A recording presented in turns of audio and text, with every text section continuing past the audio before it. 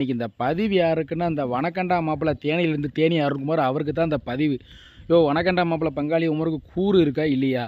நானும் சரி நீர் திருந்திட்டீர்னு பார்த்தா, நீர் இன்னும் திருந்தவே இல்லையா? என்ன சொல்லி வச்சிருக்கிற வீடியோவில்? ஷீலாவுக்கு வாழ்த்துக்கள், ஷீலாவுக்கு ரொம்ப நன்றி, தேங்க்ஸு அப்படின்னு சொல்லியிருக்கீரு. சரி ஒருவேளை ஷீலா தங்கச்சியை பற்றி நம்ம பேச மாட்டேரு, திருந்திட்டீர்னு பார்த்தா என்ன சொல்லி வச்சிருக்கீரு? பக்கத்தொட்டு குழந்தைய தூக்கி வளர்த்துக்கிட்டு இருக்க ஷீலாவுக்கு தேங்க்ஸ், ரொம்ப நன்றி. அந்த குழந்தைக்கு பவுட்ரு போட்டு கண்ணுமை போட்டு எல்லாம் வச்சுக்கிட்டு இருக்க ஷீலாவுக்கு நன்றி, தேங்க்ஸு. அந்த குழந்தைக்கு தேங்க்ஸுன்னு கிட்ட சொல்லிக்கிட்டு இருக்கீரு.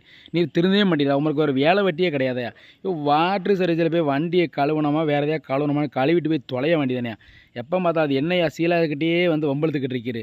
ரொம்ப நாள் பெரிய அக்கப்போராக இருக்குது பார்த்துக்கிறோம். அதுக்கப்புறம் இந்த வனக்கண்டா மாப்பிள்ளை இன்னொன்று, நீங்கள் வந்து ஷீலா தங்கச்சியை பற்றி பேசல, அதையும் நான் சொல்லியிருந்தேன் இந்த வீடியோவில்.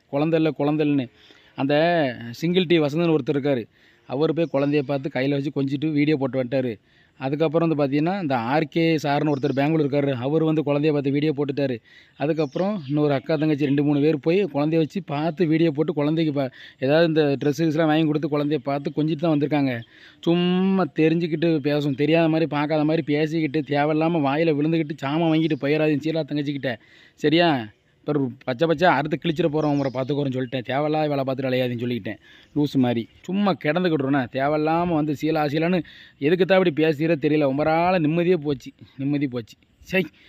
அதுக்கப்புறம் இன்னொன்று, ஷீலா தங்கச்சி வணக்கம். ஷீலா தங்கச்சி, உன் மேலே உண்மையான ரொம்ப கோவம் வருது. எனக்கு கோவப்பட்டுக்கிட்டு இருக்கேன் அண்ணன். ஏன் தெரியுமா? நீ என்ன வேலை பார்த்துருக்க? மேரியம்மாவை அங்கே பேர் மேரியம்மா வந்து அந்த குழந்தைய பார்க்க வந்திருக்கு. அந்த குழந்தைய பார்க்க விட்டானே, அந்த குழந்தைய கையில் தூக்கி கொஞ்சம் விட்டானே. ஒரு ஆட்சிக்கு அந்த பேத்தியை கொஞ்சணும், மவா பிள்ளை பேத்தியை கொஞ்சணும்னு ஆசை இருக்காதா?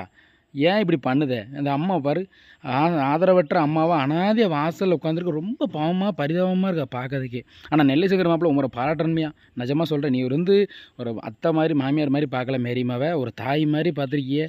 மேரியம்மா கண்ணில் கண்ணீர் வந்தால் நீங்கள் தாங்க மாட்டீங்க, நல்லாவே தெரியும். இதுதான் மகன் இல்லையா, நீ மருமகனியா? உண்மையாகவே வந்து ரொம்ப சந்தோஷப்படுறேன், பெருமைப்படுறேன்.